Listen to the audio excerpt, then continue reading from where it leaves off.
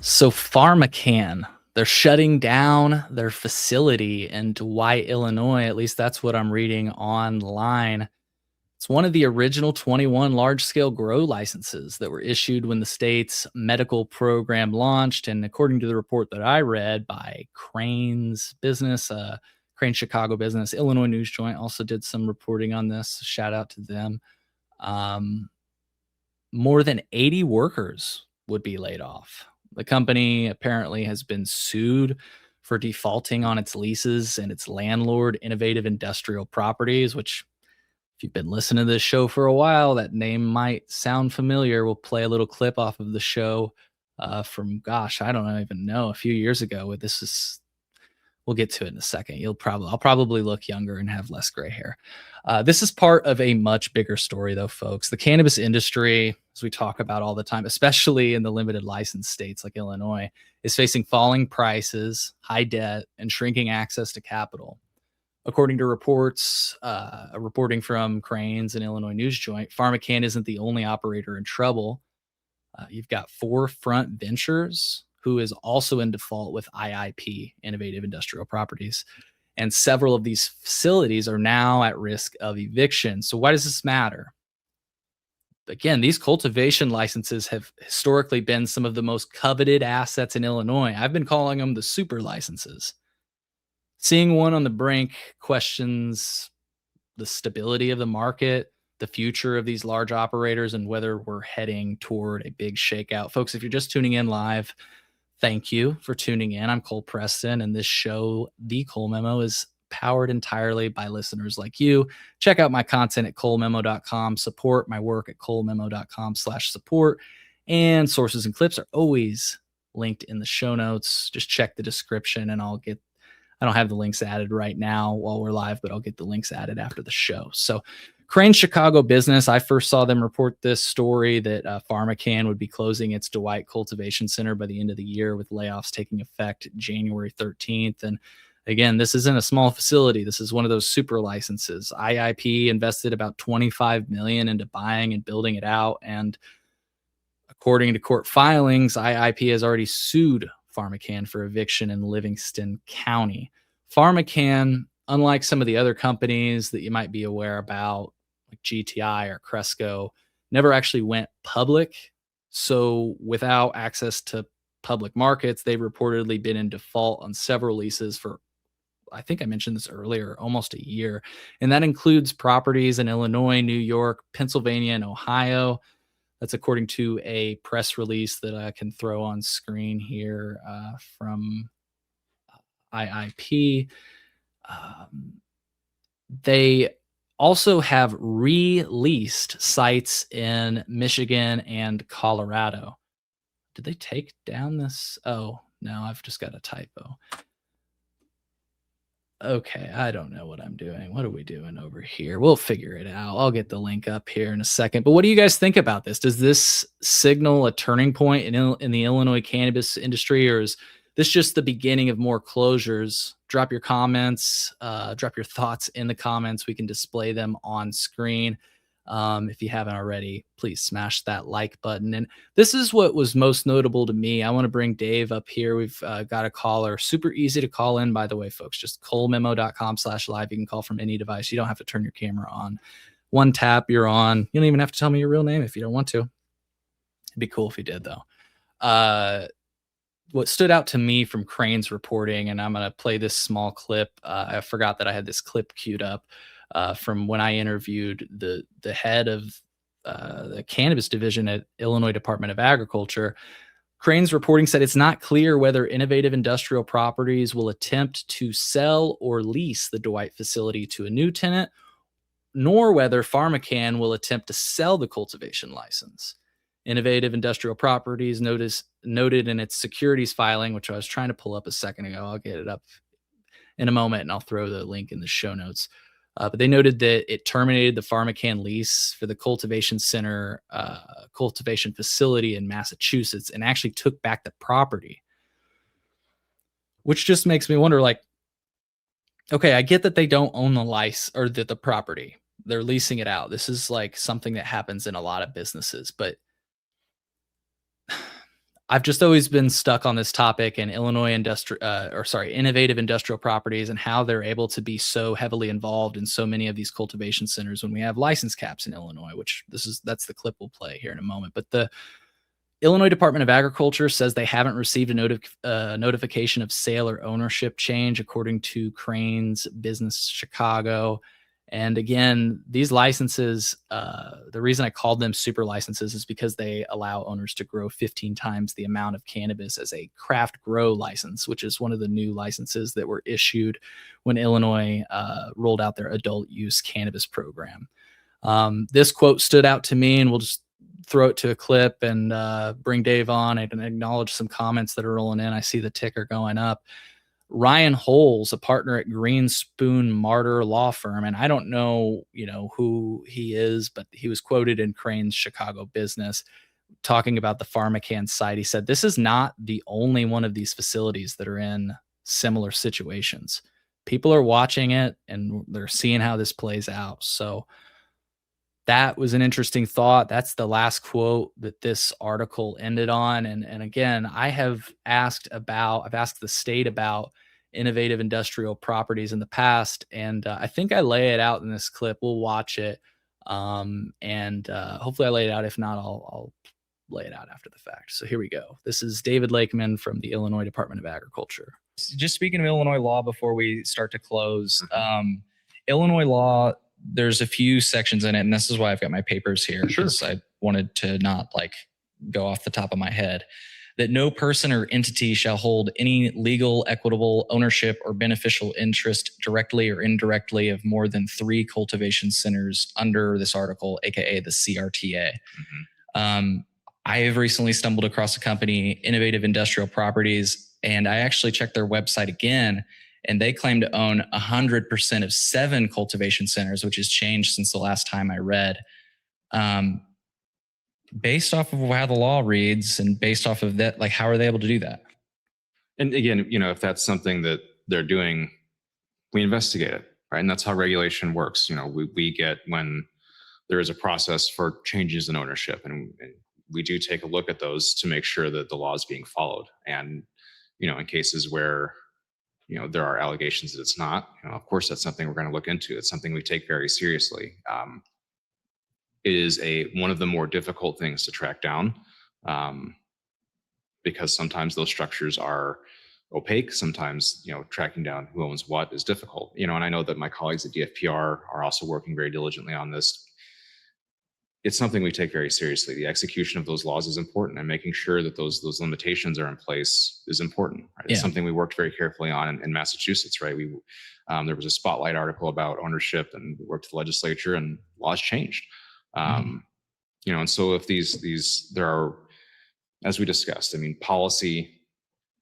There are policy areas that move just as quickly as the science, right? And sometimes it's hard to keep up in those areas as well. But we're doing our best to make sure that when we hear things like that, frankly, when reporters like you find things, we look into them. Hey, don't call me a reporter. I'm just joking. I always feel weird when people call me a journalist, because really I'm just trying to talk with people and have fun. Yeah.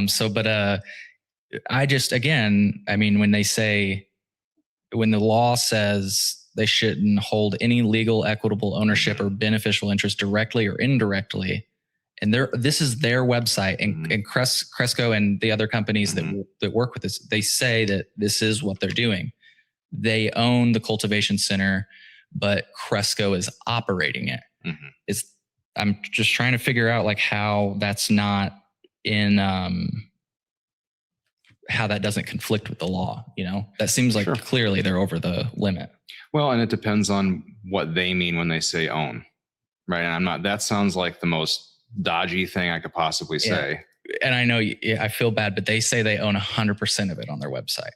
Right. And folks across any industry, not just cannabis, can be imprecise.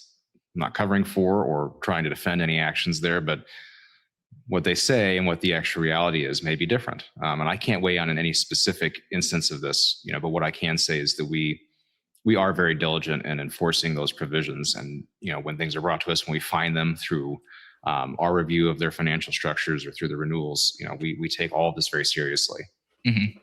And we do review those things.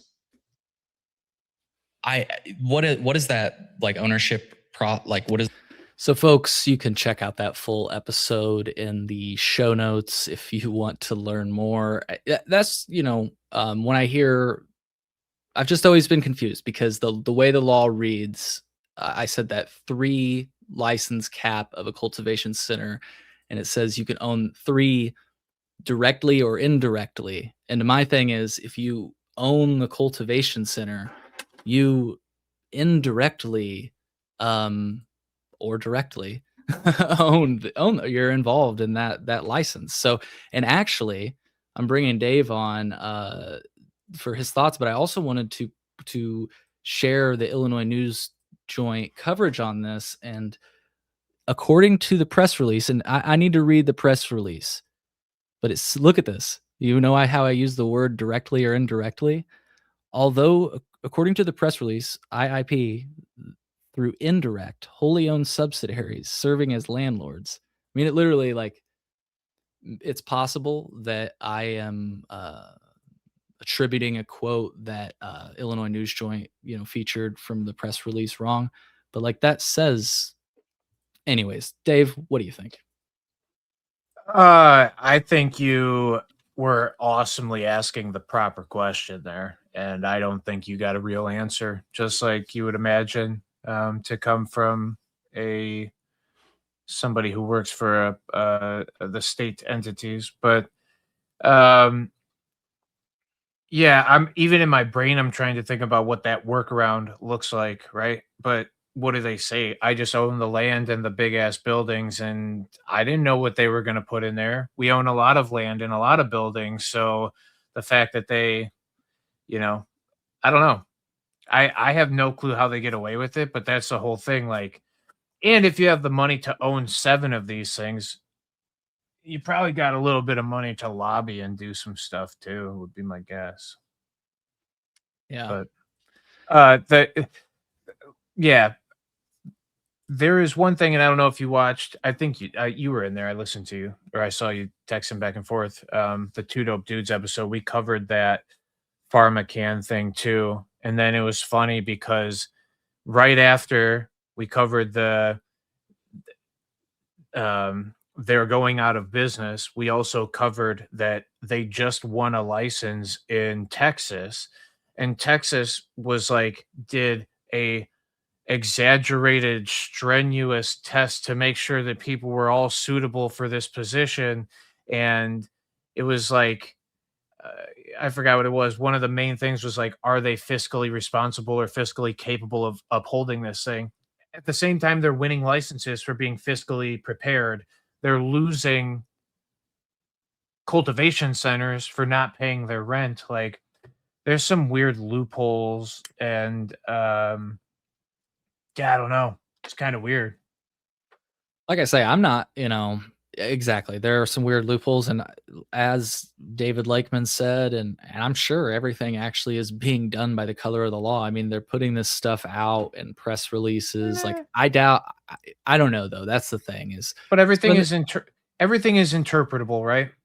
Like right. according to the color of what the law was in the 2018 Farm Bill, we had 7 years of our interpretation of it, And I think that that's the same thing that they could argue is, well, these people just own the land. We don't really. So is there a place where it is 100% legally operating? Maybe. But is it super sketchy that like 7 and 3? It doesn't seem like you just, "Oh, we'll look into it." That feels like something you could do like in an afternoon. You could go check who owns the facilities indirectly or directly. Right. So, but I do think another thing he said that was interesting is, it was referencing an early part of the conversation where science moves faster than policy. And what I think he was saying is that some of these like business techniques sometimes also move faster than policy. So, like I say, I'm not trying to give people too much room on this, but I'm trying to see both sides of it, and perhaps, I love that he thought that policy keeps up with science. no, no, no, he was saying Thanks, that it Chris. doesn't. Oh yeah. I was about to say, holy cow, because yeah, it just yeah. Yeah. Yep. But that's not really science. It's business. It's like ownership. Right. Your And policy should actually, figure that out. Aaron just brought up a thought that I was gonna to Oh, mention before nailed we it. close out this segment that, man, I have to pull it up on my Instagram. I shared a post a while ago. Oh, damn it. I meant to. Thanks. Again, thanks, Chris. I appreciate you. If you didn't hear me, you're the man. Yeah, Chris says, "This man's beard game is on point, dude. If I could grow a beard, I'm so jealous of you and Aaron." At the end of the show, folks, I will share some comments, some other comments on the report we started off the show with. But what I was gonna try to find is the idea of these management groups, and I posted about it in Well, the I've past. I I've can't worked find it in right now. them, brother. Tell us about them. Yeah, While I try it's to find this. they you're maxed out at 10 dispensary licenses in the state of Illinois. You cannot operate more than 10. But if you're operating 10 and then you build a management group and the people who manage all of your 10 become managers at the other groups and they just do it under a different company name. Now you have two companies instead of having 10, now you have 20, and I promise you it's happening way more than we think here. Like Illinois has got one of the most, I would say, monopolized cultivation and dispensary groups maybe in the entire world. I mean, United States for sure. But Yeah, I can't find the thing that I was looking for, but basically, one company. I'll find it and share it on the show in the future or something. But follow us on social media, folks, if you don't already, because I post a lot of different things that I can't always get to on the show. I try to, but you get to it before it even gets on the show, oftentimes. But anyways, it was a company in Illinois that claimed to have, I believe, the number was 12 dispensaries, and there was a star next to it. And so they've got 10 dispensaries, but then they've got these two, or maybe it was more like partnership dispensaries or something like that. yep. And yeah, there's some what they call it, a variable interest entity. So so with IIP, it's a real estate investment trust, short for A REIT. REIT. Mhm. And then what was the thing that I just said? I don't even fucking remember. I'm been blazing it, but the point is, it's like a similar thing, except for just for like retail locations, I think. And to get to this point, we've got on screen. Oh, my camera's moving. I'll put my hand up here. I learned the gesture. New camera, new stuff. IIP, Mr. Jazz Cabbage comments and says, IIP is the McDonald's of cannabis, buying the land and renting the properties because cannabis companies have extremely limited access to capital. And that's exactly what I was referring to earlier when I said, these types of arrangements are normal in business from what I've come to understand, because I'm not a business person. But it's just the thing is that I understand that it's a normal thing in business, but when you say the words that you may not be involved directly or indirectly in a X number of dispensaries or cultivation centers, it just seems very clear that these things are directly or indirectly. But I guess legally, it's just something I don't know. I can't wrap my head around. But I digress. Well, I can back you for a second and like, Yeah. why would you put a limitation number? And the reason is because you would want other people to access that market or have access to the market. And that's why we did the whole social equity thing. And now all of a sudden, the social equity thing, because people don't have access to capital, aren't able to sustain on their own. So they have to partner with these other groups to, and yeah, it seems like a forced hand kind of for some of the people. And like I said, I'm not mad at it, right? Because like you said, limited capital to access, whatever. So these people have to do what they have to do. But what the bad part of that is that the rest of us just don't get access to do the thing. Hmm. The, yeah. Yeah.